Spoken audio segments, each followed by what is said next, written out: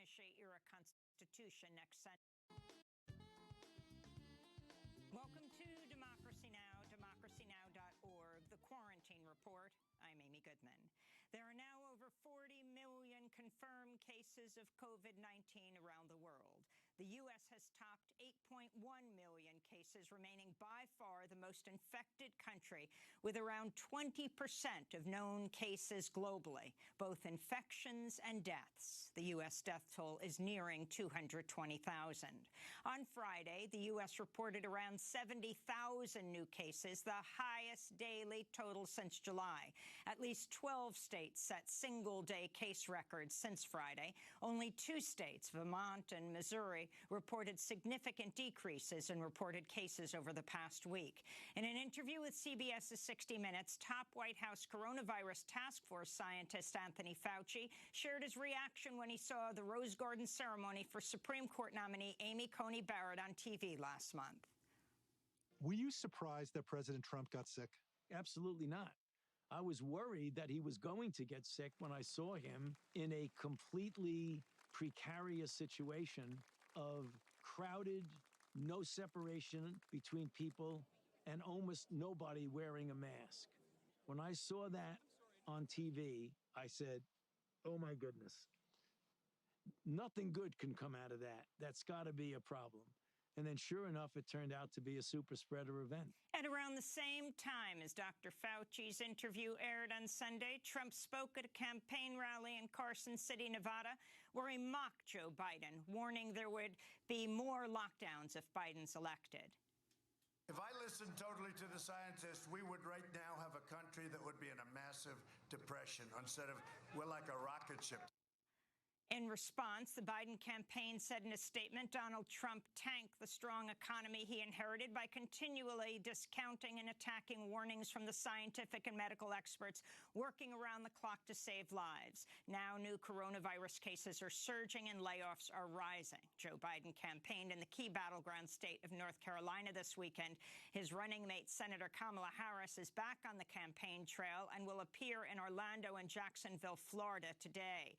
Trump also held rallies in 2 other coronavirus hotspots over the weekend, Michigan and Wisconsin, just as state officials reported record-high COVID-19 cases. Meanwhile, Trump's top coronavirus advisor, Dr. Scott Atlas, known for pushing a herd immunity strategy, tweeted this weekend, quote, "Masks work? No," unquote. Twitter blocked the post for violating a policy on misleading information about COVID-19. A federal judge struck down a Trump rule that would have thrown 700,000 people off food stamps known as SNAP, or the Supplemental Nutrition Assistance Program, amidst the pandemic and record unemployment. In international coronavirus news, Russia hit a new high Friday with over 15,000 new cases. Russia has the 4th highest caseload after the U.S., India, and Brazil. Cases continue to surge across Europe. France enacted a curfew across Paris and 8 other cities. Belgium's closed bars and restaurants nationwide for a month. The British government's given police increased authority to crack down on people who don't self-isolate after getting or being exposed to COVID-19. The foreign ministers of Austria and Belgium have tested positive for COVID-19, raising fears they may have caught it at a meeting last week with other European Union counterparts. Saeb Erekat, the Secretary General of the Palestine Liberation Organization's in critical condition at an Israeli hospital where he's being treated for COVID-19. In Michigan, federal prosecutors have released videos of training exercise carried out by a militia accused by the FBI of plotting to kidnap Democratic Governor Gretchen Whitmer. The videos show heavily armed men in tactical gear firing assault rifles, working a taser weapon, and talking about taking action against, quote, government thugs. The videos were made public as Governor Whitmer accused President Trump of inciting domestic terrorism during a campaign rally in Muskegon, Michigan, Saturday, where Trump once again assailed Whitmer's response to the coronavirus pandemic and encouraged chants of "lock her up." And get your schools open. Get your schools open. The schools have to be open, right?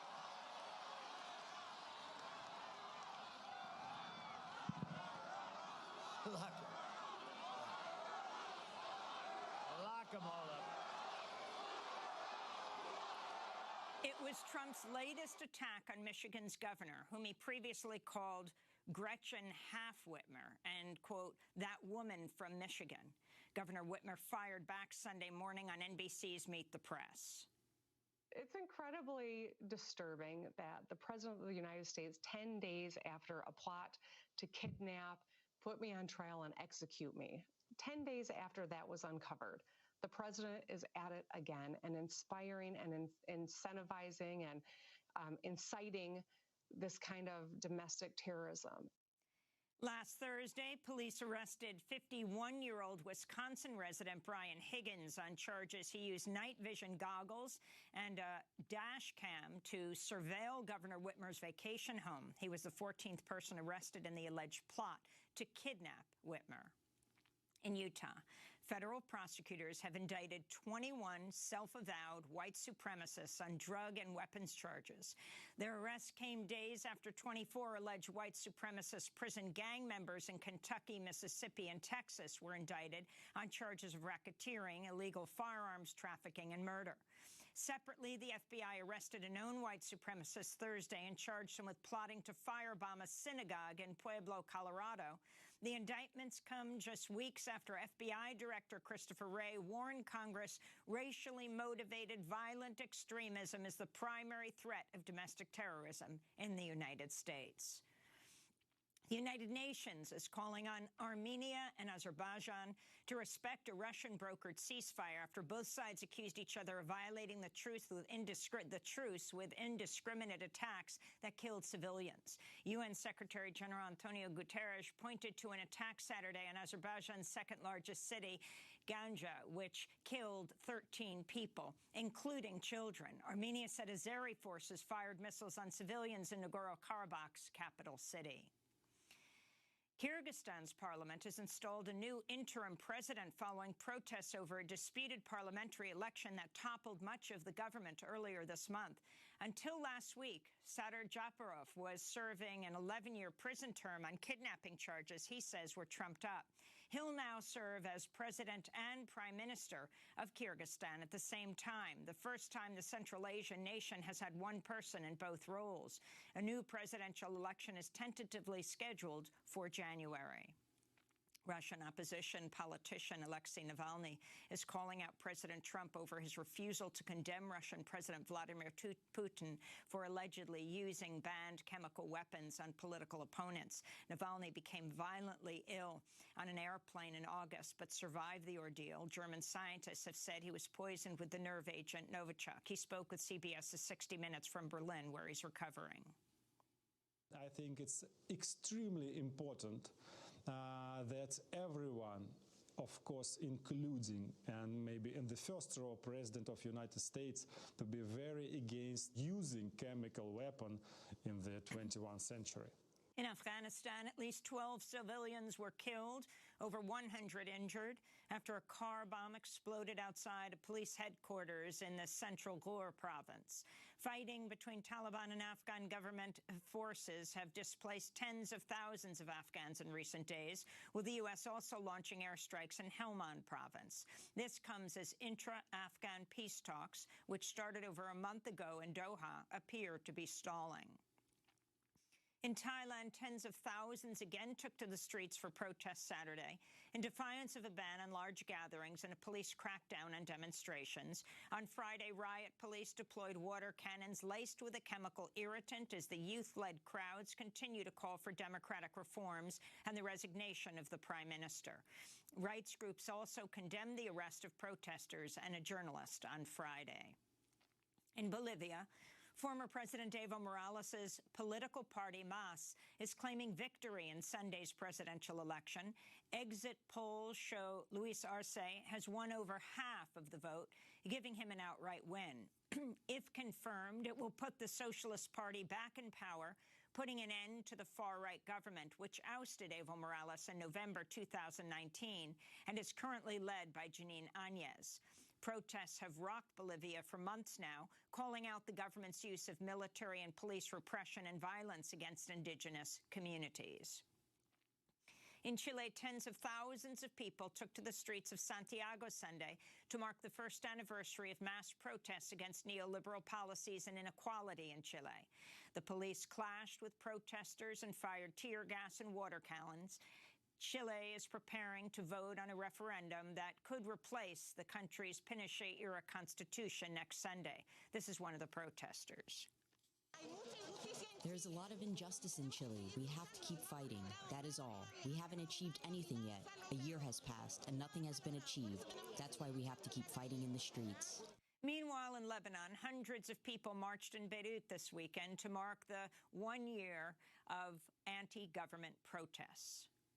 Mexico's former Defense Secretary, General Salvador Cienfuegos, has been indicted in New York on charges of money laundering and conspiracy to distribute drugs in the U.S. from 2015 to 2017. Cienfuegos is accused of working with the Beltran-Leyva cartel to arrest torture rivals in exchange for bribes.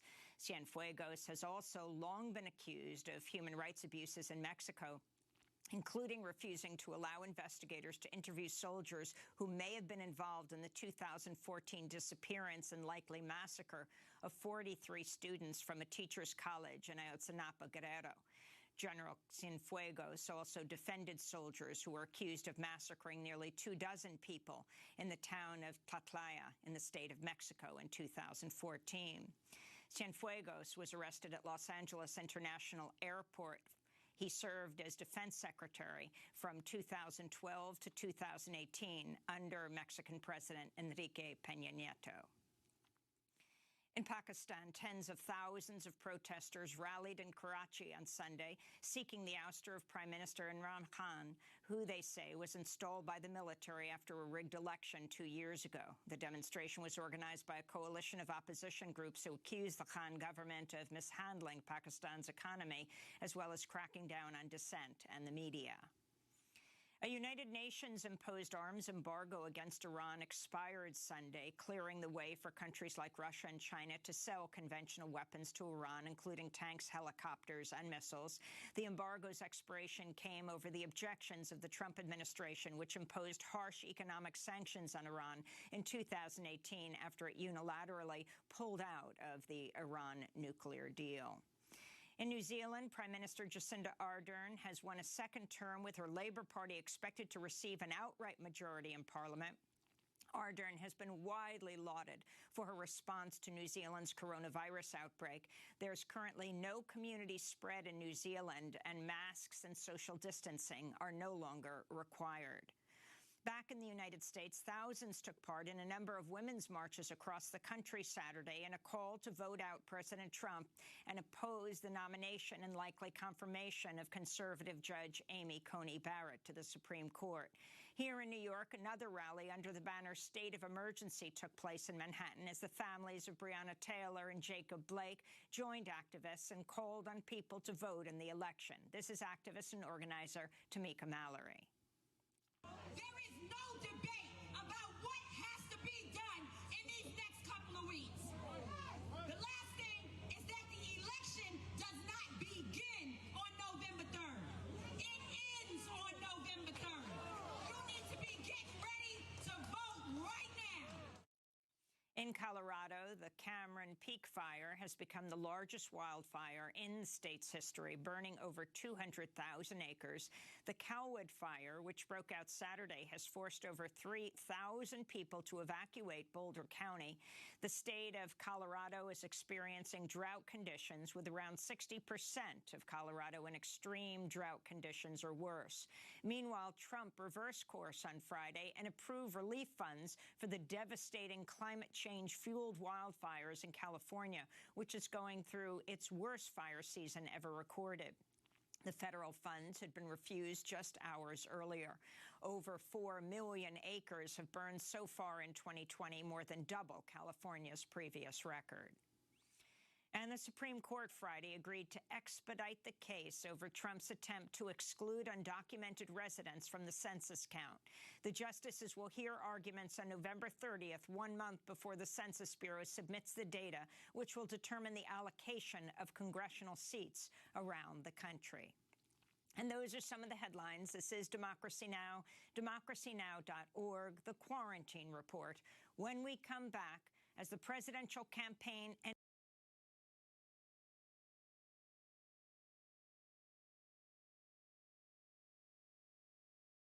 not a good state of affairs over at the Trump campaign. Let's throw this up over at the New York Times. Lots of internal machinations and discussion.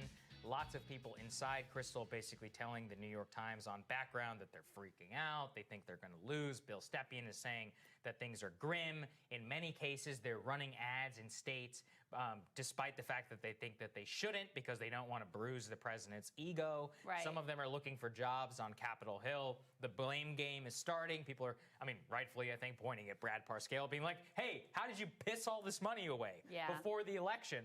And now Joe Biden is outspending Trump by hundreds of millions of dollars on the television airwaves. How did this happen?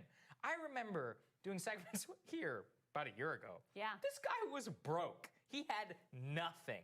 He had less money in the bank. I think he was like fifth. Didn't Andrew Yang raise the same amount of money as him? Yeah. Like in one quarter? Yeah. Now he's got like $700 million or something like crazy. Curtailing travel because he couldn't even afford to fly private. And now it's like this guy is loaded all over the airwaves. How is the Trump campaign not have enough, in the bank in order to cover their spending? It's an embarrassment. It is. It really is. Some of the details here, we can throw some of the tweets here from Alex Burns up on the screen. So here's some of the key details from this piece. Bill Stepien, campaign manager, telling Top R's that their path forward is slim. Mark Meadows on the rocks after the White House COVID fiasco. A lot of people saying that he probably will not keep his chief of staff job after the election. And some Trump staff already seeking Hill jobs. Never a good sign when everyone is heading for the exits. One key difference from 2016. 4 years ago, R's were confident they would hold the House and optimistic about the Senate. Today, they expect losses on all levels, possibly very bad ones. I saw Dave Wasserman tweeting that he is hearing the word bloodbath from a lot of Republican operatives, strategists. That tracks with what Reed Wilson told us here. It was like that Monday after the debate. That's right. He said that he talked to a whole bunch of Republican strategists, and they were all like ashen by the polling that they were getting back in races across the country, because so many of these candidates have spent so long, especially the ones in office, tying themselves around Trump, that now that he appears to be going down, they are going down right along with him. It is definitely an ugly scene. Yeah, it certainly is. It's funny, though, because, again, the reasons why they think they're losing are all for the wrong reasons. Like, they think that Trump is losing because he didn't, because he at first put, some sort of social distancing protocols into place in March, and that he spent too much money. And in reality, that's why, we are in the bloodbath that we're in right now, so-called. So, look, things are not good. And yet you can see within the Trump campaign that this isn't actually a campaign that ever really tried to win. Yeah. Over the last 3 years, we've seen them. They've put, Trump, I remember, he declared for his reelection the day after he won the presidency. And everyone's like, that's never been done before. Brad Parscale was making the Death Star. And there was all this money pouring in. And look, Trump has a huge grassroots level of support. It's true. Go look at his small dollar donor numbers. They're massive. It was something that we pointed to, 250 million, 300 million. I gave these idiots far too much credit. At the time, I was like, wow, there's no way what we didn't know that they was can't do this. How much they were spending to gin up that acquire money, right. those grassroots efforts as well. And by the way, Brad Parscale benefited financially from those digital ads to gin up that grassroots base of support. So as always, follow the money here. And I think there's also, from the beginning, because Trump so overcame the odds and obstacles back in 2016, there's always been a lot of magical thinking here. You've got a guy in Donald Trump who doesn't want to hear negative news. He doesn't want to listen to it. He's likely to make you pay a price if you try to tell him the truth about what's really going on.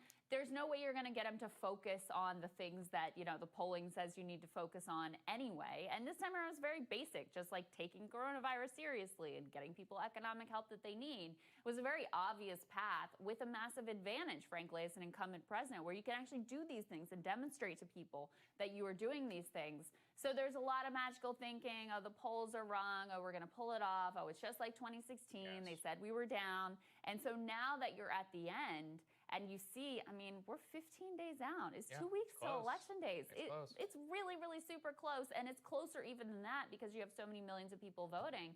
You can see the panic has set in. You can see it in Trump. You can see the way he's just frantically throwing everything he can out there. Suburban women, please like me. And let's do a big deal that's even bigger. No, let's not do a stimulus. All over the map, throwing everything that he can against the wall. And frankly, it's just too late. I think it is largely. And you can see how, we called it all here, really, as it was beginning. After Bernie, I was like, they're starting to go with the socialism sucks thing. And I could see it taking hold of the whole campaign. Then Biden still won. Jane Coaston over at Vox likes to say that they just prepared for Bernie to win and they just decided not to change any of their messaging because they'd already gone all in. I think a lot of that is true. So they have the Green New Deal, which again, you don't even need to go with that. You can roll tape of Biden. We said it here. Biden during the campaign when he was like, yes, I'd sacrifice millions of blue collar jobs. Roll that over and over again. The way that they did against Hillary, but they're just not doing it. They've decided on a fundamentally wrong theory of the case. Yeah. That's it. And that is just everything from COVID to the stimulus to how to attack Biden. They have gone wrong in every single direction. They are not any of Trump's better instincts have not broken through. The campaign that they ran in 2016 has not happened here. And it just seems like a slow-moving train wreck. Yeah. And I realize, yes, in 2016, many people said exactly the same thing, but we know why he won. There are fundamentals. He has not stuck to those fundamentals this time around. Yeah, and so Nate Cohn had a little bit of a 2016 comparison that's worth thinking about. And this is an interesting note. He says, listen, right now, 1018 was more or less Clinton's October peak 4 years ago. She topped out with a national lead of around 7 percentage points. As an aside, it was held a little bit later, so it's not exactly the same date. We're actually about 5 days closer to the election because of the difference in the election day. I don't love the Biden today versus Clinton 4 years ago comparisons. I just don't think there's that much value in it. But even so, Biden is still running about 3 points ahead of Clinton in the national surveys on this date with far fewer undecided voters. And that part is key because, look, Trump campaign thinks this Hunter laptop stuff is going to really move the needle or do something for them. They've known about this stuff that was out there. They clearly tried to get it dropped at the right time to manufacture something for them coming down the stretch. But frankly, it almost doesn't matter what happens at this point. And this is why also I think Pelosi's calculation on withholding a stimulus deal because she's worried about helping Trump, even if she said yes and they got this big stimulus deal, I really don't think it moves the needle that much at this point because people who has not made up their minds about which way they're going in this election? It's like two people that are left to convince. Yeah, everybody's generally locked in. In terms of turnout, some things can happen. I think the Comey letter was around October 28th just to try and put things into perspective. But things were tight right there then, too. And there were a lot more undecided voters. A lot more undecided voters, a lot of late swings to Trump. For many, many, many different reasons. And so you go and you look at all of this and you're trying to think, what are the major shockers that could happen? I don't even think stimulus is up there. I thought RBG, actually. I was like, oh, maybe that'll... Has it really? Not... ACB's hearing happened. I don't even see it on the news. Do you? Same thing. Over and over again. It's almost like we are locked in the moment, and he decided not to do the debate, and so here we are. Probably right. All right, more Rising for you after this.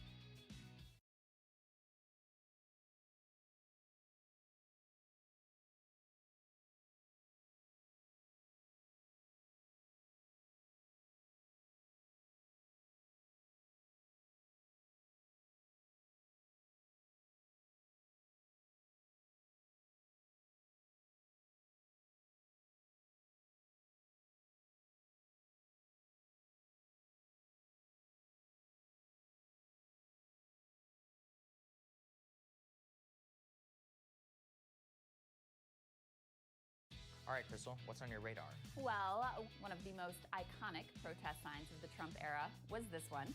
One liberal's simple desire to be able to forget all this caring about politics stuff and just go back to brunch, back to sleep. In a lot of ways, Joe Biden is the human embodiment of this sign with an affect like Xanax and a platform like last week's leftovers. His aggressively conventional rhetoric and campaign goes down like chicken soup for the type of liberal who felt like everything was going just fine before Donald Trump came along. It makes sense in a way that Joe Biden would be doing so well right now, with chaos raining down on us from seemingly every direction. The familiar guy with the standard issue American political rhetoric and his revenge of the normies campaign feels to many like just what the doctor ordered. It's no accident that relatively affluent people in the suburbs are the beating heart of the Biden campaign. He is the ideal candidate for, let's say, Fairfax County, Virginia. The normal that existed for them during the Obama years was actually working out pretty decently. Sure, the life of the white-collar professional can feel a little soulless, a little deadening, but the upside is that the entire economy, political system, and culture is set up to cater to you and whisper to you that you are in fact special and that you and your kids do in fact deserve to be part of the class of American winners. The New York Times is out with a whole big new effort outlining what they portray as Trump's unprecedented threat to America. In the introduction editorial, they write that, quote, Donald Trump's re-election campaign poses the greatest threat to American democracy since World War II. They add later that Mr. Trump stands without any real rivals as the worst American president in modern history. George W. Bush's war crimes, Reagan's coups, and Nixon's corruption and racism would like to have a word on that front. But I digress. The whole idea is that if we can just rid ourselves of Trump, we can go back to the old America, the good America. It's liberals' version of Make America Great Again. Rather than second of all, there are trends in American life which can't just be put back into the bottle and which have only accelerated over the years. There is no back to brunch, back to sleep, back to normal. You can't just write this all off as sort of a weird historical acid trip. Let's start with the most obvious and tangible, glaring omission from the liberal fantasy of the forthcoming Biden era in which Trump is banished, which is that Trump is not actually going to be banished. That guy is not going away quietly to paint on his ranch. He will be obnoxiously all over Twitter and television, and even after what has felt like a lifetime of him occupying the White House, a rating-starved media industry has never for 1 second been able to look away. The base still loves him. He's still got a hold on them like no other figure in Republican politics. Do you think a tiny thing like a presidential election loss is going to shake that? Of course not. The embarrassing ghouls in this town will still prostrate themselves at his feet and cower at his displeasure. He may not have the White House, but he will still be the leader of the opposition, and it's actually, frankly, a position in which he's much more comfortable. Next up, let's consider the trends that brought us to the Trump era, shall we? Decades of anti-government rhetoric combined with endemic corruption have destroyed the trust of our institutions. In the last decade, we had too big to fail and too big to jail. Now we're witnessing in real time as the politically connected get their COVID bailout goodies, and they were provided with inside information as to the real scope and scale of the pandemic fallout. Every single institution we were meant to rely on during COVID failed, leaving Americans frightened and frustrated, and not even sure that they would take a vaccine that our public health officials certify as safe and effective. Trump has blown up every last shred of trust in government. Meanwhile, the media has utterly beclouded itself in the Trump era, indulging in endless conspiracy theorizing and embarrassing self-importance. Inequality is, of course, another reason why we got Trump, and boy, I've got some bad news for you there. Trump's tax cuts funneled even more money to the top, even before COVID. And now we are witnessing an unprecedented transfer of wealth to the very tippy top. A K-shaped recovery has meant the bottom 50% is completely decimated as the top finds themselves better off than ever and poised like vultures to sweep in and gobble up the carrion of the shuttered and struggling businesses now littering our landscape. This inequality translates into a massive geographic divide with entire swaths of America effectively abandoned to the, quote, gales of creative destruction. This inequality has also in part fueled a massive cultural divide between urban and rural, between college-educated and not, between white-collar and everyone else, which has, of course, also been on full display in pandemic-era America.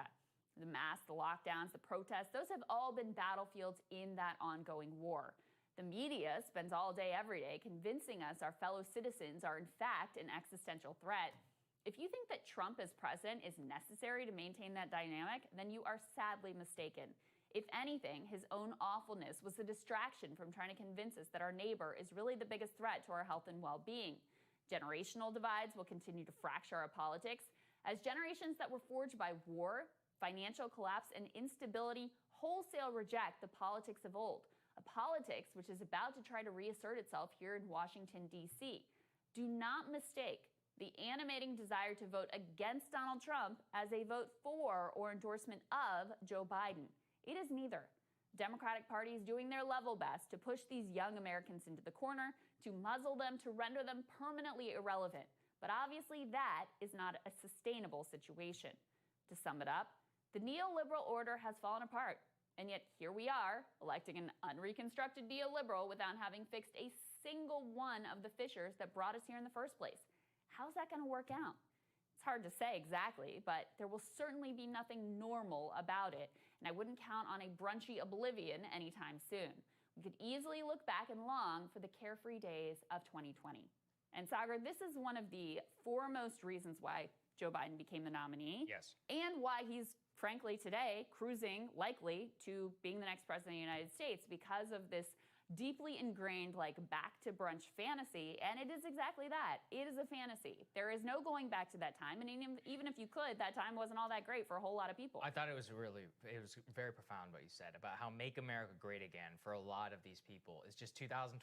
It's like the Obama presidency. And I mean, if it was going well, why did we elect Trump, folks? I mean, how many times have I played that clip here of when Obama was like, my name may not be on the ballot, but everything I've ever done is on the ballot? How'd that work out? His very last speech for Hillary Clinton, he put his own personal dynamism, everything on the line for his election in 2016, and America rejected it. Look, you can make the argument, oh, it's a slim margin. It was slim, you know. If it had been overwhelming in terms of referendum on him, Hillary would have won the election, but she didn't. And I just think that nobody can really grapple with so many of the underlying facts. I mean, we both just grappled with this recently. It was hilarious, where Daniel Marins, our friend at the Huffington Post, wrote that piece about, he's like, Trump has failed to live up to some populist promises. And I couldn't even believe this. He was getting attacked from people on the left, being like, no, it had nothing to do with any of this. It had nothing to do with economics. And I'm like, are you people out of your minds? How do 7 million people go from voting for a black man named Barack Hussein Obama to Donald Trump? Do you think it has something to do with racism? Or do you think it has something to do with, you know, what either candidate was saying? Maybe about the GM bailout versus steel tariffs. Maybe that has more of a connective tissue. Yeah, absolutely. I mean, these things are all deeply intertwined. And so to what they've always been engaged in since Donald Trump defeated Hillary Clinton was explaining that away and making excuses for it in a way that did not indict Hillary herself and did not indict the neoliberal project of multiple decades. And so since they cover that up very effectively with a lot of assist from the media, it means that there was never any reckoning with that era, and there were never any adjustments made. So now you're in this really weird zone of, like, Joe Biden very likely to be the next president. He is the most, if you were going to take, like, cookie cutter neoliberal establishment figure, it's him, with this very conventional rhetoric that could come out of any Democratic campaign over the past 40 years. And you're going to try to stuff that back in this town and, like, be like, see, it's all fine and Trump's gone and now we're good to go. And look, I don't think that that's going to go that well. I think it's going to be incredibly rocky. I think the forces that are sort of coming, because remember, this isn't just an America trend. Like, Trump isn't just an aberration here. We've had a roiling of politics all around the globe. You can't just piece that back together, get rid of Trump, and think that it's all going to go smooth and fine. I think that's exactly what a lot of people think and hope, though. They really believe that if they just vote this guy out of office, then everything is going to be fine and okay. And it's never been less fine and okay. Like, take Trump out of it. Look at the economic trends. Look at the trends. Look at what we're living through with this pandemic. That stuff is not all just going to go away. And if Biden comes into office with this very conventional approach of, like, the cupboard is bare, we can't really do that much, and I'm going to ask nicely for Wall Street to play by the rules, but I'm not actually going to change the rules, and very much wedded to the system as it exists, it's going to end again in terrible, disastrous result. Yeah, to always bet on trends. Don't just bet on, like, discrete one-time outcomes. Elections are complicated. Every 4 years, a lot of can go into it. Actually, what happens in the lead up to for the last 3 weeks of the election usually has more to do than the last 4 years before the election. Yeah. Look at the trends that lead to some of the underlying things that we're seeing within our country, and you'll generally see where things are going from there. Next on Rising, just a little over a year, and the 1619 Project continues to be a lightning rod for controversy, so journalist Zaid Jilani is going to come back to discuss the new line of criticism when Rising continues.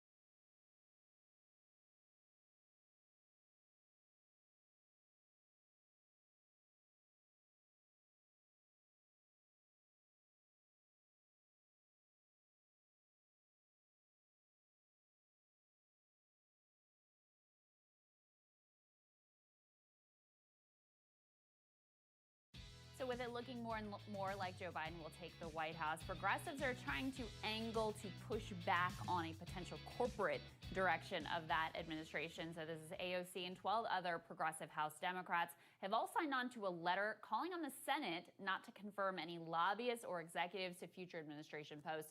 And Sagar, a whole range of progressive groups, Our Revolution and others, have signed on to this letter as well, clearly trying to position themselves to say, look, yes, we got behind you during the election, but this is part of the effort to be able to push Joe Biden to the left once he gets into office, which is something that I think both of us have been a little bit skeptical that they will actually have success at. Well, look no further, honestly, than the letter itself, right? So, like, this is not addressed to the Joe Biden campaign. It's addressed to Mitch Senate. McConnell and Chuck Schumer. So you're like, okay, well, that's a little weird. So the candidate that you support and are backing people to, you're not actually calling on them to answer to what you want. You're asking for the Senate to check that person. Okay, already a bit strange. But you go and you look through at what this is. I mean, I think it's just for headlines. There's no realistic chance that this is going to happen. The best analysis I saw is that this is AOC maybe angling to run against Chuck Schumer in a primary, because by pointing this and putting the standard to Chuck Schumer and to others being like, listen, you did not vote for Rex Tillerson, you didn't vote for some of the people that Trump put into office or put into a cabinet position, so if you then go vote for them under Biden, it could be used as fodder against you. But realistically, there are no votes in the Senate except for Bernie Sanders and Elizabeth Warren, who would actually even do something like this. I doubt Elizabeth Warren would even vote against it, but we'll see. And so it just seems like a bit of a ploy. I mean, there's no real power here that they have to enforce any of this. There's no reason in the Senate or the Biden campaign really should listen at this point. Well, we saw early on when Joe sort of clinched the Democratic nomination, there was like a list of progressive demands that was issued, and it got a lot of attention. The Biden campaign was basically like yeah, no. That's nice, no. And so I see it. Look, I'm going to give it a little bit of more of a charitable read. That's not just about AOC posturing to potentially primary Chuck Schumer, although that's something I would certainly be down with. I think it's an attempt to lay a marker down, because in the Obama administration, there was so little internal dissent. So little. The little bits that there were, I mean, Elizabeth Warren has still never been forgiven for any minor bits of protest that she put up during the Obama administration over some of their Wall Street people that they wanted to get confirmed. So there was so little of that dissent in the Obama era. The fact that from the beginning you have a little bit of a marker laid down here, I think does portend that it is going to be a fundamentally different dynamic during the Biden administration. Now, look, do I think that Joe Biden and his team, we've already looked at some of the potential cabinet members that have been floated out there, highly conventional, many of them industry aligned, certainly defense industry aligned. Many of them could have been in a Clinton or an Obama White House, rolling out the same type of people. So I don't think that he is actually going to change the way that he structures his administration or the type of appointees that he puts out there. However, I think that what you will see is a much more fraught internal dynamic and a lot more of public criticism of this administration from within the Democratic Party than you ever saw during the Obama era. That sets up a different dynamic for 2024. It sets up a different dynamic in general moving forward as this fight for the direction of the Democratic Party continues to unfold. It's possible. I kind of see it as more of like, it's almost the way that never-Trumpers have handled themselves with the Trump administration, where they're all going to go along with the single biggest priorities. They all voted for Trump, like all of that. People like Sass and John Cornyn, who I covered in my radar, but they'll rhetorically lay down their markers. I mean, look, let's see. I don't think they're actually going to do anything. I mean, and even if they wanted to, she's got 4 votes, maybe 6 votes in the House. How many votes you got in the Senate? Like 2, maybe? So, you know, like, why listen if there's no power behind it? That's just, the way I'm looking at it is, okay, issue your thing, that's great, gets headlines, maybe it'll go for a primary. But in terms of meaningfully, can you block this? No. Right. So if you can't, then why should they listen? So the difference, there's a difference between internal, like, this is like what Pelosi said, right? About the squad and about AOC. She's like, well, you got 2 votes. Congratulations. On the other hand, we've seen the way that people like AOC in the squad and others, Bernie Sanders, others who have like an outsized following and command of social media and grassroots energy are able to shape the conversation and put pressure on that way, which is a very different like power center and part of what has been starting to develop within the Democratic Party. So look, You're right. We'll They see. have to be willing to use it. But right? But I do think the fact that they're putting this out now, before the election even happens, is a bit of an attempt to lay a marker down and say, look, we're not just going to roll over and go along with this. We're going to make you have to answer for any sort of, anti-progressive or anti-populist moves that you make here. Well, let's see. All right, we're going to have more Rising for you after this.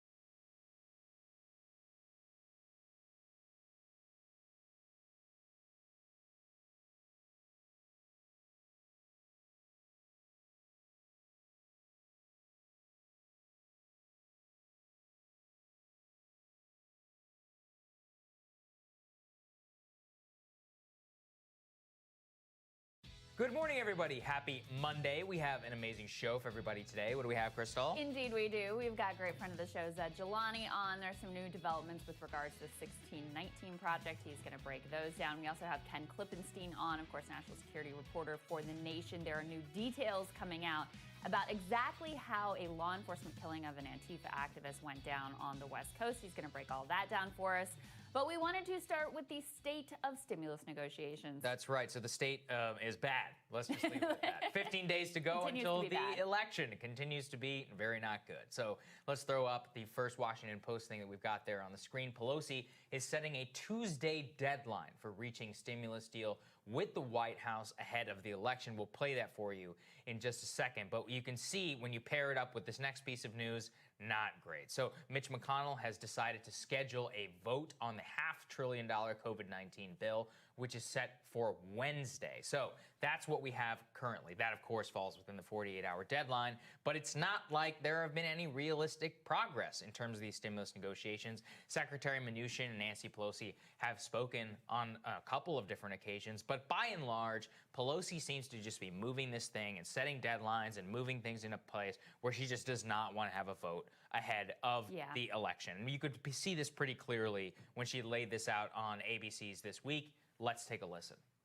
48 only relates to if we want to get it done before the election, which we do. Well, don't you? Yeah. Yeah, so which we do. But we're saying to them, we have to freeze the design on some of these things. Are we going with it or not? And what is the language? I'm optimistic.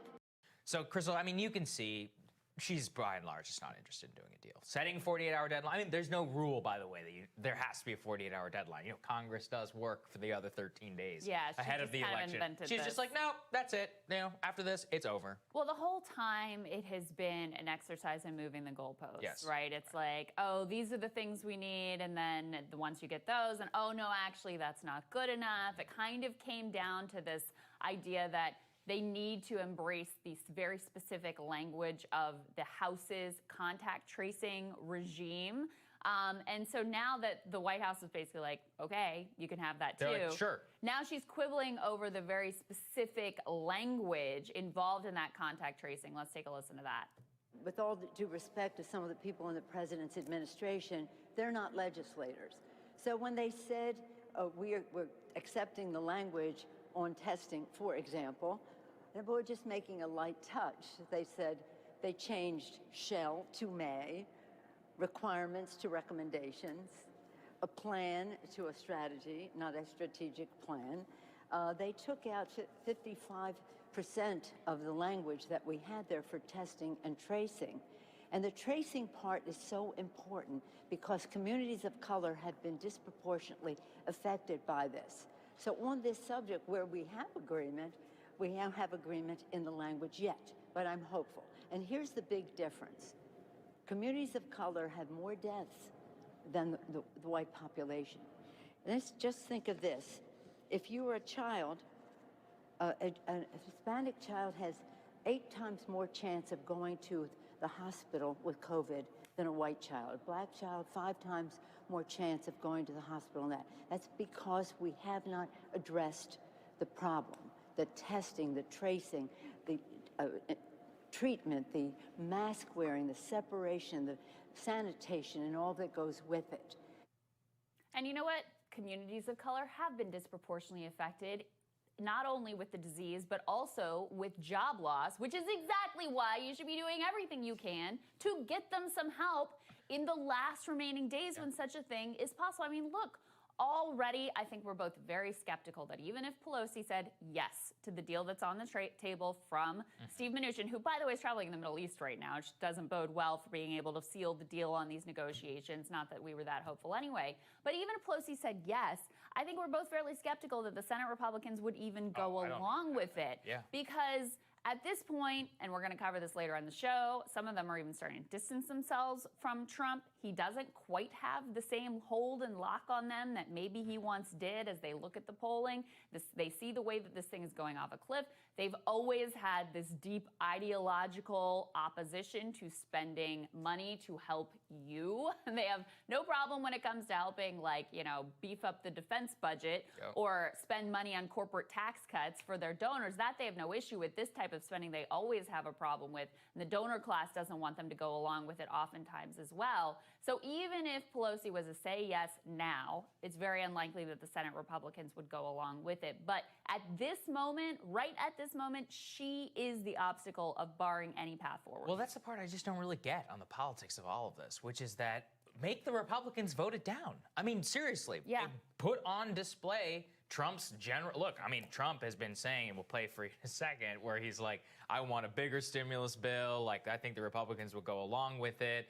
There's no evidence that that is true. No. And there's actually been very little evidence throughout his entire presidency that he's been able to whip votes for anything that he actually wants, except on a very few different occasions. I mean, if you look, the GOP freaked out whenever he tried to get the border wall funding through the Defense Act or through the DOD budget. I mean, they freaked out whenever China tariffs. They've tried to rebuke him on so many different things. It's not like they believe in much of his policy, as I'll cover in my radar. So let Trump and the GOP hash it out, right? In the public, days before the election, probably couldn't think of something better.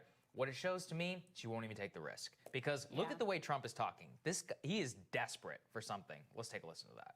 I think Nancy Pelosi maybe is coming along. We'll find out. We want to do it. I want to do it at a bigger number than she wants.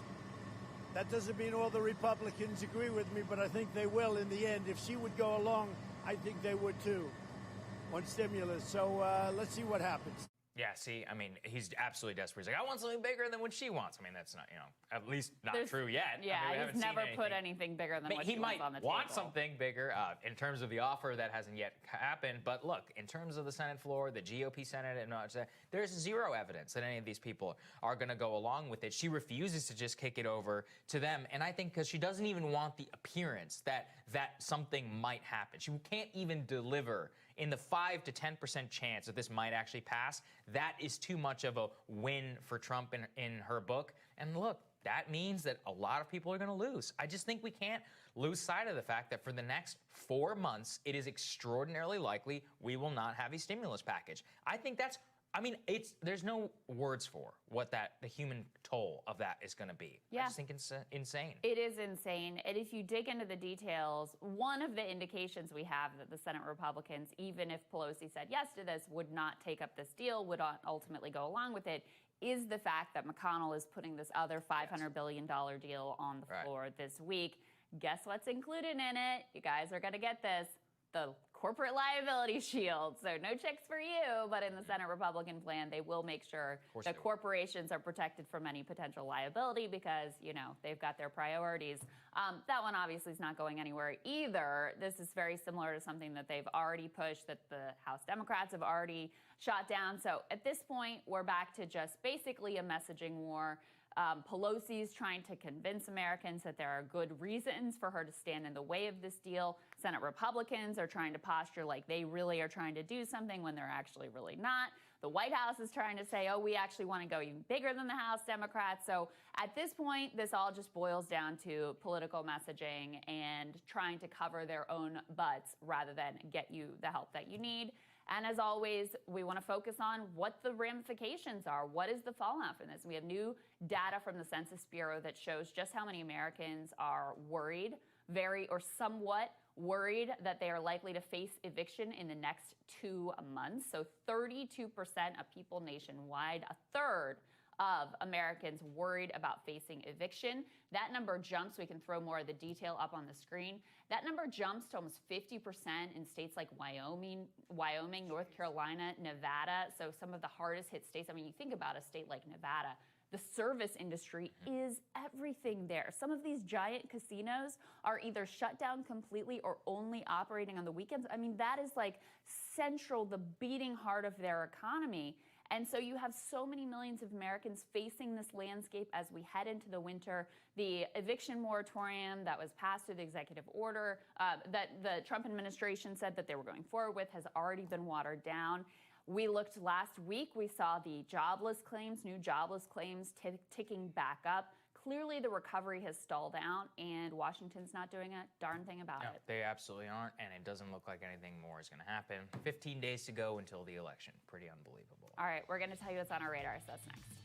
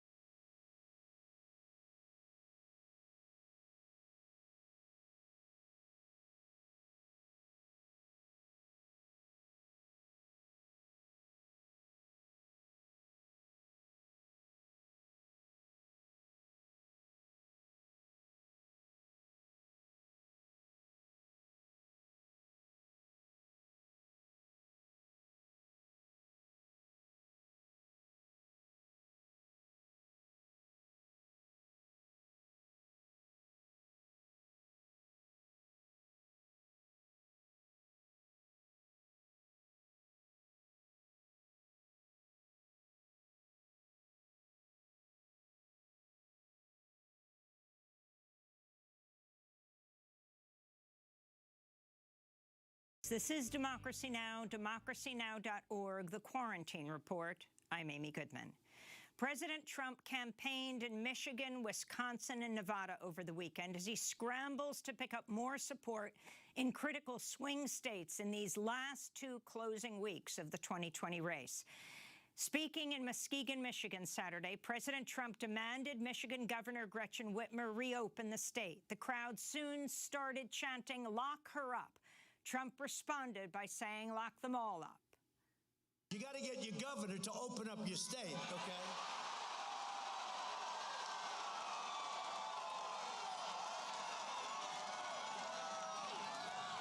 And get your schools open. Get your schools open. The schools have to be open, right?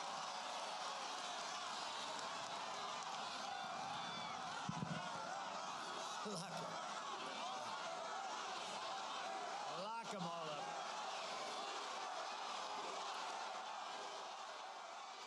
Trump's remarks came just less than 2 weeks after the FBI and authorities in Michigan arrested 13 men with ties to armed right-wing groups, including 6 men who allegedly plotted to kidnap Michigan Governor Whitmer and take her hostage.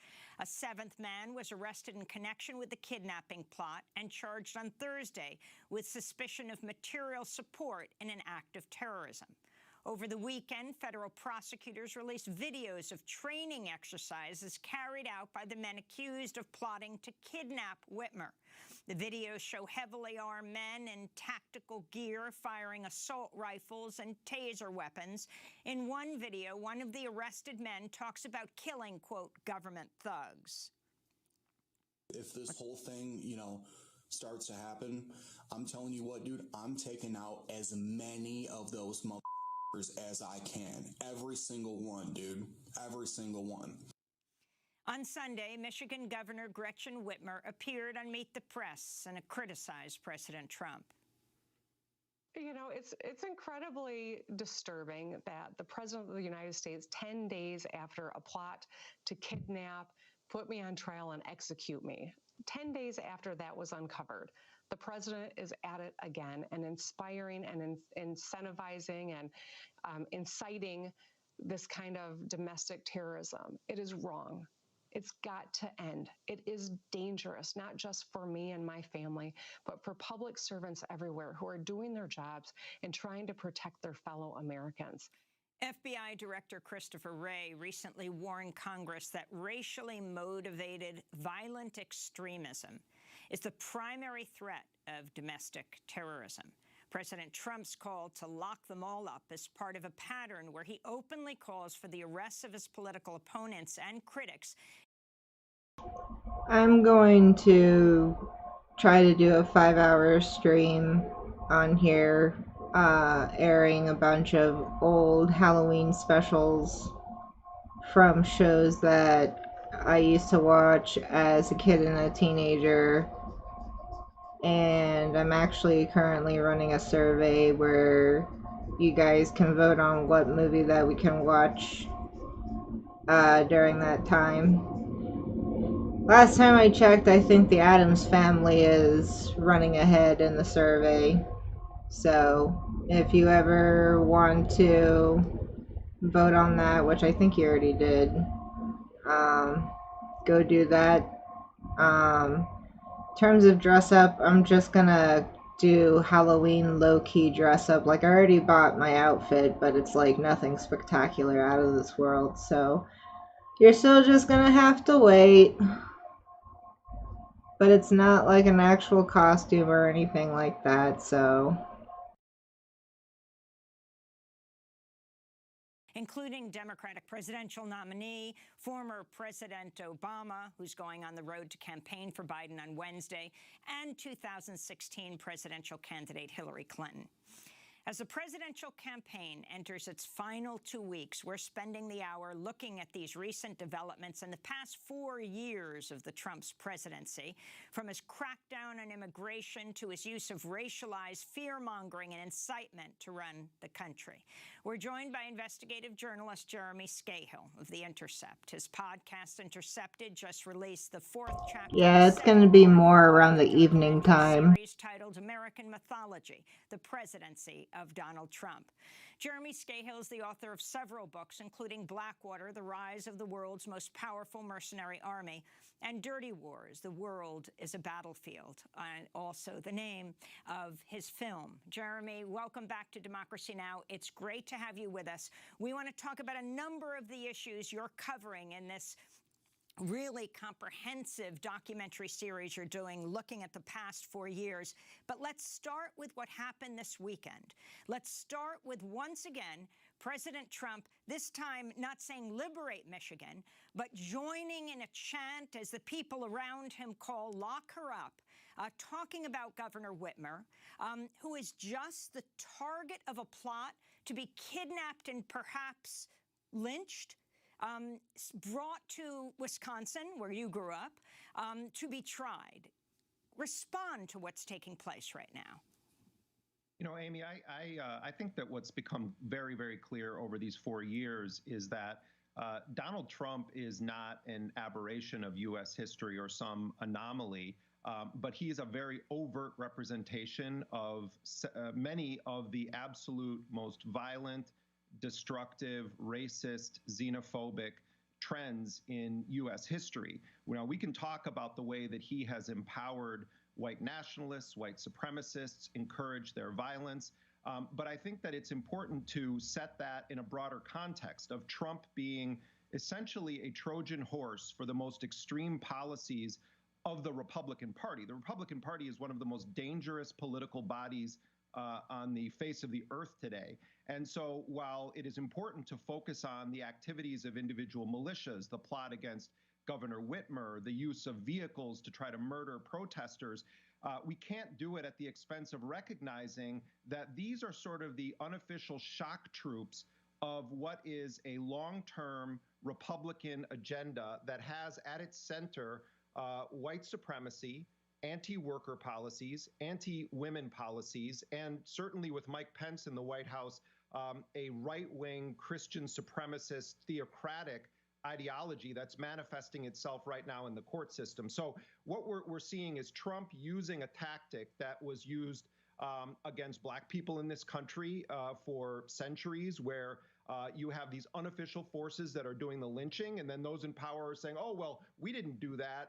You know, we're going to rustle up those good old boys and put them on trial if they would even do that." The reality is that there is this nexus where between the white supremacist unofficial forces, the shock troops of this administration, and then Trump cultivating so-called law enforcement as a political class and sort of appealing to the police nationwide to also come out front and center as his racialized shock troops. So all of this can be traced to the through lines of white supremacist politics in official Washington, as well as the broader racist, xenophobic culture in the United States. That's what we're seeing right now, is a manifestation of what Donald Trump has now made clear, that these strands of American history are alive, well, and very, very deadly. Last week, President Trump appeared to admit that he ordered U.S. Marshals to carry out the extrajudicial killing of the anti-fascist activist Michael Reinoehl in Washington State on September 3rd. He'd been accused of killing a far-right activist during a protest in Portland. This is Trump. We sent in the U.S. Marshals. Took 15 minutes, it was over. 15 minutes, it was over. We got him. They knew who he was. They didn't want to arrest him. In 15 minutes, that ended. Can you respond to this, Jeremy? Look, there's a word for what it appears happened there, and that's assassination. And it appears to be certainly the way that Trump is bragging about it. Now, we don't have all of the details, but Donald Trump is speaking about this as a political assassination of an American citizen on U.S. soil. And it appears that they have lied, or at least dramatically misled the public into believing that there was some, epic shootout that took place. It sounds, based on the president's own description, that this was an assassination.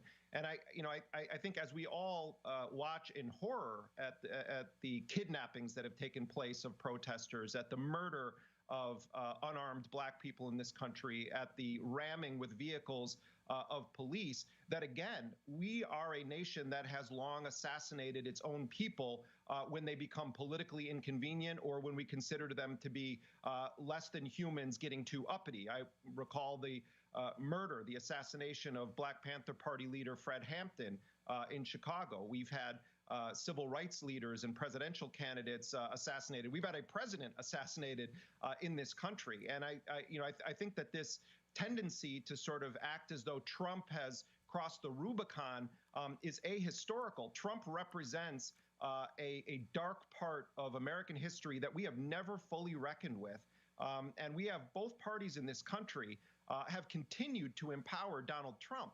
The Democrats, for all of their constant harping on Trump being the worst president in history, this great threat to democracy as we know it and the future of the republic, should be asked, why have you consistently voted to give this dangerous tyrant, as you characterize him, sweeping surveillance powers, the ability to spy on American citizens? You think that these votes that the Democrats are backing in the Congress that have to do with surveillance and paramilitarization of law enforcement, that these are somehow disconnected from the fact that we now have a president openly celebrating the assassination of an American citizen on U.S. soil?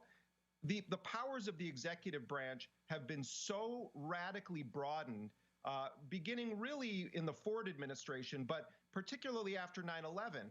And when we had a constitutional law professor as president for 8 years, instead of moving to radically rein in the powers of the presidency, what we saw was Obama utilize them himself. Now, Obama wasn't running around whacking U.S. citizens on American soil, but he did assassinate citizens overseas, including a 16-year-old American citizen who was never accused of any crime of terrorism, who Obama had killed in a drone strike. So, the dangers of Donald Trump, I'm not trying to minimize anything about Donald Trump. I think this is a dangerous, dangerous despot.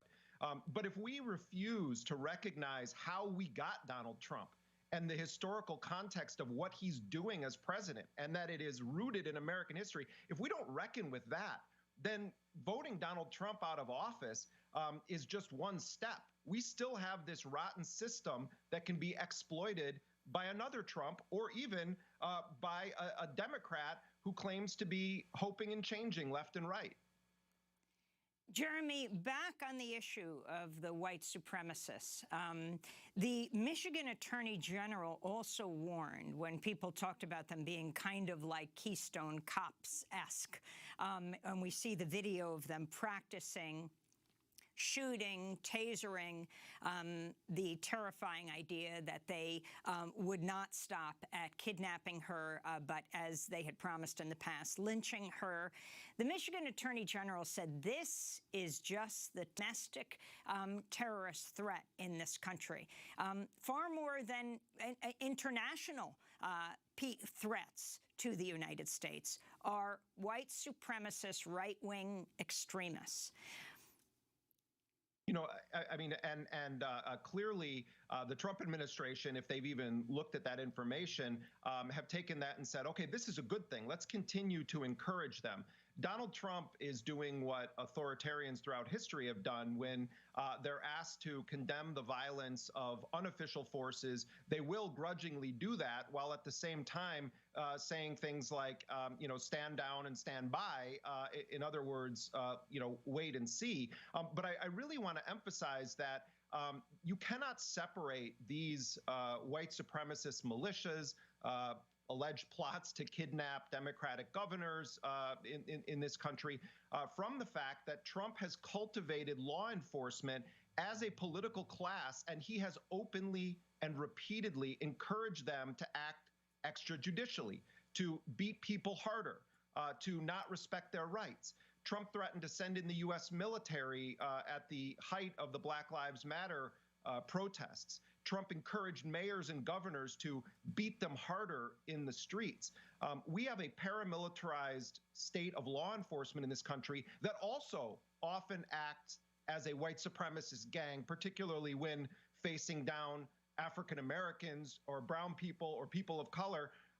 You know, that is something that I fear that if we focus too much on the threat of white supremacist private actors at the expense of recognizing how the taxpayer-funded official forces also serve that same function, and with the full backing of the White House, that we're sort of being misdirected here. This is a systemic problem, and the Proud Boys of the world and the Ku Klux Klans of the world and the militias of the world, they essentially are auxiliary forces for official government forces that often function as effective white supremacist militias, particularly in black communities. And then you have, for example, Kenosha, where they come together, where you have these white vigilantes come in saying they are protecting private property, and the authorities there, the law enforcement authorities, are supporting them. And then you have Kyle Rittenhouse giving them water, saying we support you here. And then you have this 17-year-old Kyle Rittenhouse who opened fires and kills 2 Black Lives Matter activists. President Trump defends him. Yeah, and he is not killed by federal authorities, as we saw happen in Oregon.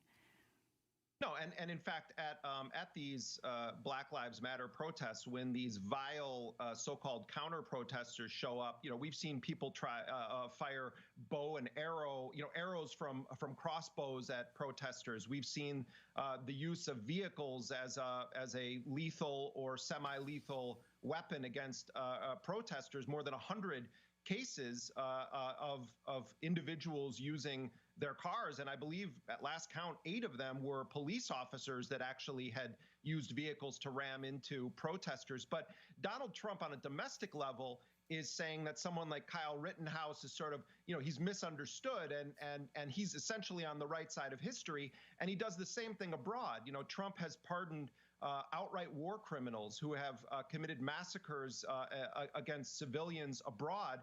And at home, he has, at his rallies, offered to pay the legal fees of people that beat up protesters. He's encouraged the police to act with more brutality. He's consistently staked out a position that says that if you kill in the name of protecting the real America, white America, then we're going to be there for you. We've got your back. And that's a very, very frightening, overt manifestation of a white supremacy that's at the core of this country that has never been fully addressed. And it's why we're seeing someone like Trump able to pull this off. We do not have a true opposition in the form of the Democratic Party on a legislative level.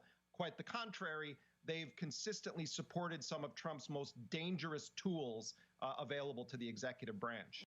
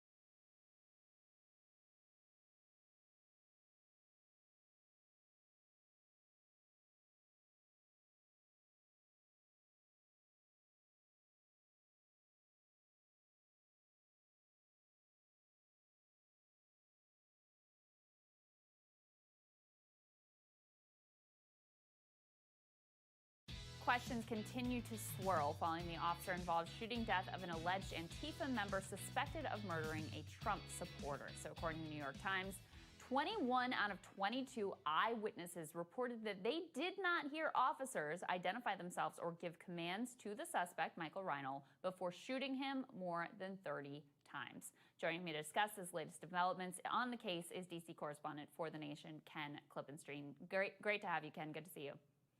Hey, great to be with you. Just break down this latest. Talk to people about the story overall, what happened here, and what this New York Times reporting reveals. Yeah, so as you point out, there are a bunch of witnesses, a whole bunch of them. Incredible the number they were able to get, over a dozen, that said that they didn't hear the marshals. And I should point out, it's not just the marshals, but it was a joint task force involving FBI agents, state law enforcement, and local law enforcement, along with the marshals, that didn't identify themselves when they came in to arrest him. And in addition to that, one of the some of the police claimed that they found that he raised a gun. Many of the witnesses there said they didn't see that, and all of this is happening with the backdrop of President Trump saying that there needed to be, quote, retribution, and that they came in and they didn't intend to arrest him. And in addition to that, you've got the head of the Justice Department, William Barr, also praising them for this, for killing this individual who had been suspected of murder and was clearly going to be investigated for that. But we've got all these eyewitnesses saying that they didn't make a serious attempt to try to arrest him. Yeah, and we actually have a little bit of the president who has, at rally after rally, talks about this case and celebrates the murder here of Michael Reinoehl. Let's take a listen to that. The easy one are the anarchists in the middle of the street that hate our country, hate our cops. You saw them, they killed this young man, right? They shot him in the street. And a day went by, they knew the guy, and they didn't arrest him. Another day went by, they didn't. I called down, I said, what's going on? They didn't arrest him. They knew who he was, they knew where he was. They would have never. So I sent in our great U.S. Marshals. They were so happy.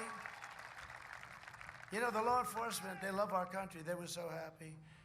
And this guy was a killer. He had other crimes too, by the way, bad ones. But he shot this young man right in the middle of the street. Shot him. You heard the bullet ring out. You heard the people scream. They knew who it was. They said that was so-and-so. So after 2.5 days, I said, go in. Got to get him. 15 minutes, it was all over. 15 minutes, it was all over. What did you make of that, Ken? Well, the folks I know in law enforcement are extremely angry about it because, whether or not that's what happened, the message it's sending to the public is that, the marshals and, again, local law enforcement and the FBI that served with them in this operation are just, these kind of lawless roving gangs that are going to go out and do the president's bidding. As you point out, I've been reporting on what's going on and what has happened in Portland the last few months. And a lot of my attention has been turned to Department of Homeland Security. But I'm really glad that this case is drawing attention to the Justice Department, because a lot of my sources in both agencies are saying that the folks that have really gotten off the hook here and not gotten the same kind of scrutiny that Homeland Security has been the Justice Department. And you've got William Barr, who, for going back decades to his time in the H.W. Bush administration, was able to craft a sort of arcane legal basis to deploy federal assets to the U.S. Virgin Islands in light of a natural disaster that happened there.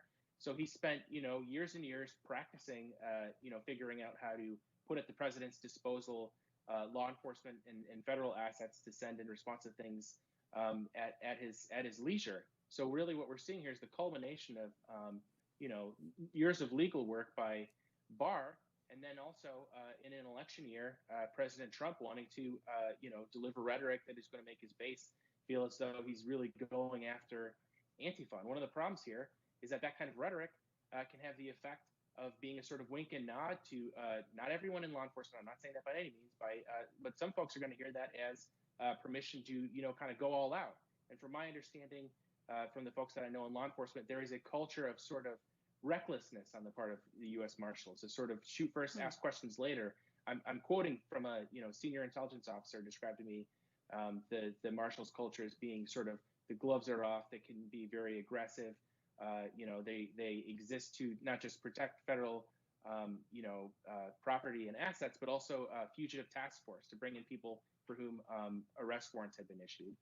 Yeah, well, and I just want to break down for people what exactly happened in this exact instance to the extent that we know based on new eyewitness accounts in the New York Times. So originally, the story we got from law enforcement was that Michael Reinl, who again was suspected of killing a Trump supporter in Portland, who, though he had not yet been charged, but he was suspected and seemed to sort of admit to it in a Vice interview, that he had drawn a gun and fired at law enforcement. Immediately, that story starts to shift. The type of gun, some members of the task force said one thing, others said another thing. And now with this eyewitness accounting, what we're hearing is not only did 21 out of 22 eyewitnesses not hear law enforcement identify themselves or try to direct the suspect, hands up or get on the ground, any of that stuff, but also, according to the New York Times reporting, he did have weapons on him, but the gun that was on him was found in his pocket, having not been removed. So what does that indicate about exactly what went down here, Ken? I think it's extremely troubling what it indicates.